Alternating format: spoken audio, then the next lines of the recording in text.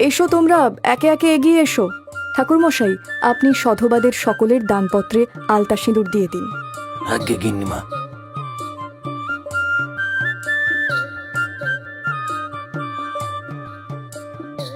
সত্যি বাপু, কপাল করে আমরা এমন জমিদার গিন্নি পেয়েছি।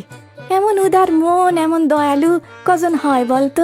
তাও আবার এত বড় লোক হওয়ার পরেও আমাদের জমিদার বাবু যেমন প্রজাদের ভালোবাসেন, গিন্নিমাও ঠিক তেমনই হয়েছেন। যেমন রূপে মা জগদম্বা, তেমনি গুণে সাক্ষাৎ ভগবতী। অমন দেবীর কোলে কেন যে ভগবান একটা সন্তান দিলে না, তাই ভাবি। সবই অদৃষ্ট, বুঝলি তো? নইলে অমন সোনার প্রতিমার কোল খালি থাকে? নয় নয় করে আজ 10 বছর হলো বিয়ের। ওই জন্যই তো গিন্নিমা গ্রামের মেয়েদের নিজের সন্তানের মতো ভালোবাসেন, স্নেহ করেন।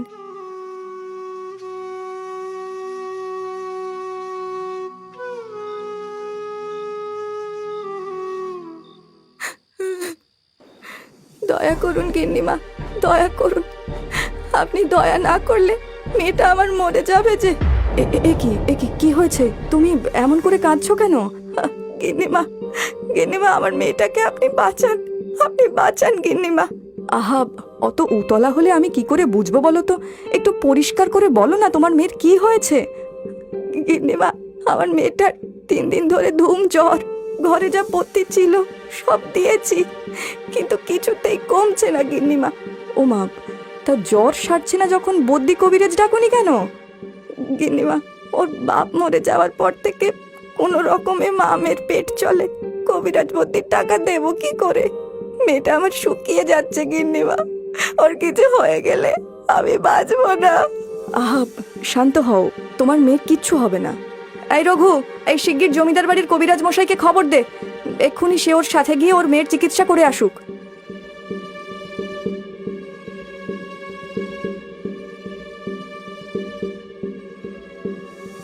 জমিদারের স্ত্রী সুধার খ্যাতি গ্রামের সকলের আলোচনার বিষয় ছিল।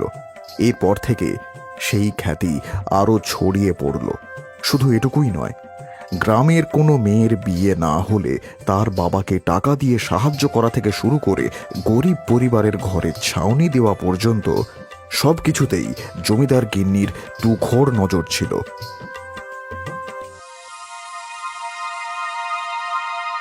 একদিন, হ্যাঁ গো, হালদার বাবু এসেছেন। তিনি বললেন তুমি নাকি তাকে কৃষ্ণপল্লীর জমিটা বিক্রি করে দেবার কথা বলতে ডেকেছো। হ্যাঁ গিন্নি, তোমাকে বলবো বলবো করে আর বলা হয়নি। আমি ওই জমিটা বিক্রি করে দেবো ঠিক করেছি। ওমা, সে কি কথা? ওটা যে প্রায় 20 বিঘা জমি গো, ওটা বিক্রি করে দিচ্ছ কেন? সে 20 হোক, 20 হোক বা যাই হোক, ওগুলো দিয়ে কি হবে গিন্নি? তুমি আর আমি যতদিন আছি ভোগ করবো, তারপর তো সব পড়ে থাকবে। তাই ভাবলাম যদি বেঁচে থাকতে থাকতে ওগুলোকে বিক্রি করে দিতে পারি। ও, এই কথা। আমি তোমায় সন্তান দিতে পারিনি বলে তোমার বড় আফসোস হয় বলো? কি যে বলো না গিন্নি, তোমার মতন স্ত্রী পেয়ে শুধু আমি নই, গোটা গ্রাম কত ধন্য বলো তো। আর সন্তান হওয়া না হওয়া এগুলো তো ঈশ্বরের হাতে। ও নিয়ে আমি আফসোস করে কি করবো বলো তো? আজকাল মন ভোলানো কথা বলতেও শিখে গেছো বলো। যাকে শোনো না, আমি ঠিক করেছি এই পূর্ণিমায় কুমারী পুজোর আয়োজন করব। কুমারী পুজো? তো হঠাৎ কুমারী পুজো কেন করবে গিন্নি? দেখো, আমাদের তো আর ছেলেপুলে হলো না, কিন্তু তাই বলে কি আমার সন্তান নেই নাকি? এই আমার গ্রামের সকল ছেলেমেয়েরা সবাই আমার সন্তান, আর ওদের মঙ্গলের জন্য আমি এই পুজো করব। খুব ভালো ভাবনা। বেশ, তোমার যেমনটা ঠিক মনে হয় করো।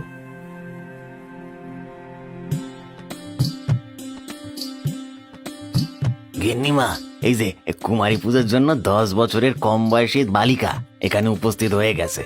এবারে কি পুজো শুরু করি? হ্যাঁ হ্যাঁ, আপনি পুজো শুরু করুন। এই হলো পলাশপুরের জমিদার গিন্নি। জীবনে কেউ কখনো প্রজাদের কথা এইভাবে ভেবেছে বলো? যা বলেছো ভাই। ওম নমো ভগবতী মহাভাগে, নমো নমো স্বাহা। নেন গিন্নিমা, বালিকাদের কপালে যজ্ঞের টিপ পরিয়ে দিন। ভগবান তোমাদের মঙ্গল করুন। রানী, আয় মা, আয় দেখি তোর কপালে টিপ পরিয়ে দি। দেখি, পরিয়ে দি। গিন্নিমা, তুমি খুব ভালো। বড় হয়ে আমি তোমার মতো হতে চাই। আমার মতো নয় রানী, তুমি নিজের মতো হও।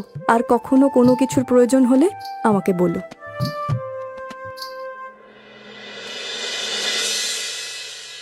এমন উদার মন, এমন দয়ালু কজন হয় বলতো? তাও আবার এত বড় লোক হওয়ার পরেও। বিনা, এই বিনা, এই জয়া, এই তোমরা কি আমার রানীকে দেখেছো গো? কি রানী? কই না তো। কেন গো, কি হয়েছে? সকালে ঘুম থেকে ওঠার পর থেকেই আমি মেয়েটাকে খুঁজে পাচ্ছি না গো। কি বলছো কি? কোথায় আর যাবে? হয়তো কোনো বান্ধবীর বাড়ি গেছে, নইলে খেলতে গেছে। না গো না, সব বান্ধবীদের বাড়ি দেখেছি। মেয়েটা যে আমার কোথায় গেল? মেয়েটা কোথাও নেই। রানী, রানী, রানী! মামা, এ কি কথা? মেয়েটা গেল কোথায়? হয়তো খেলতে খেলতে দূরে কোথাও চলে গেছে। সন্ধ্যের আগে ঠিক ফিরে আসবে। দিন ফুরিয়ে পলাশপুর গ্রামে সন্ধ্যা নামল, কিন্তু রানী বাড়ি ফিরে এলো না। রানীর মা বাবা হন্যে হয়ে সারা গ্রামে তাকে খুঁজে না পেয়ে দুশ্চিন্তায় গ্রামের মা কালীর মন্দিরে হত্যে দিয়ে পড়ে রইল।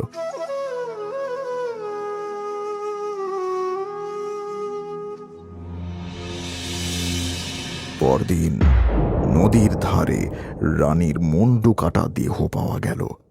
সঙ্গে সঙ্গেই সারা গ্রামে দাবানলের মতন খবরটা ছড়িয়ে পড়ল। সকলে এক জায়গায় একত্রিত হলো। আমাদের গ্রামে চিরকাল কত সুখ শান্তি ছিল বলো তো, এ হঠাৎ করে কি একটা হয়ে গেল মাইরি। যা বলেছো, কই আগে তো কখনো এমনটা হয়নি। কিন্তু এমনটা কে করলো বলো তো? আঁচড়ে খুবলে খেলে না হয় বুঝতাম এ কোনো জন্তু জানোয়ারের কাজ, কিন্তু সেই সময় সেখান দিয়ে যাচ্ছিল ললিতা। সে এগিয়ে এসে বলল, কাকি, কি হয়েছে গো? সকলে এত উত্তেজিত হয়ে আছে কেন? আর কি হবে ললিতা, এ গ্রামে কখনো যা হয়নি আজকে তাই হয়েছে রে। খগেন হালদারের মেয়ে রানীর গলা কাটা দেহটা নদীর ধারে পাওয়া গেছে। বলো কি? এই তো আগের বার বাড়ি এসে রানীর সাথে দেখা হয়েছিল, কিন্তু এসব কি করে হয়ে গেল?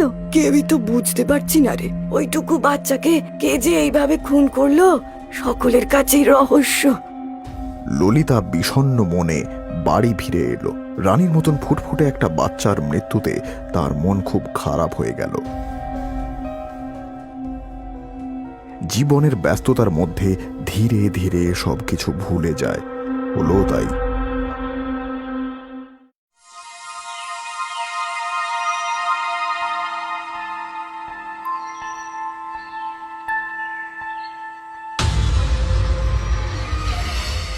তখন আবার গ্রামে হাহাকার পড়ে গেল।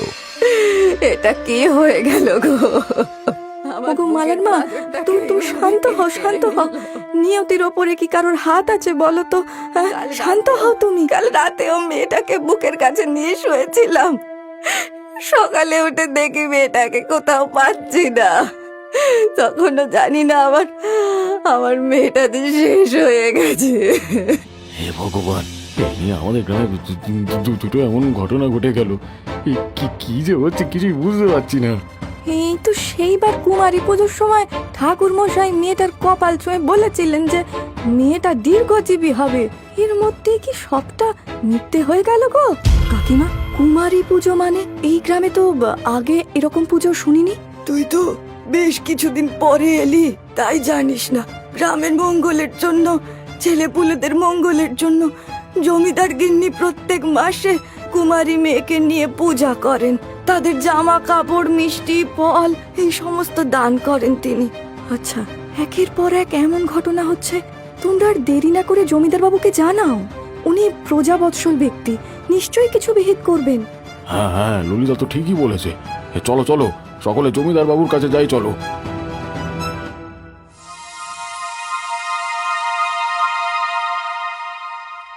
আমি তো ভাবতেই পারছি না যে এটা কিভাবে হলো। দুটো বাচ্চা মেয়েকে কেউ এত নৃশংসভাবে খুন করলো, আর তোমরা আমাকে এখন জানাচ্ছ?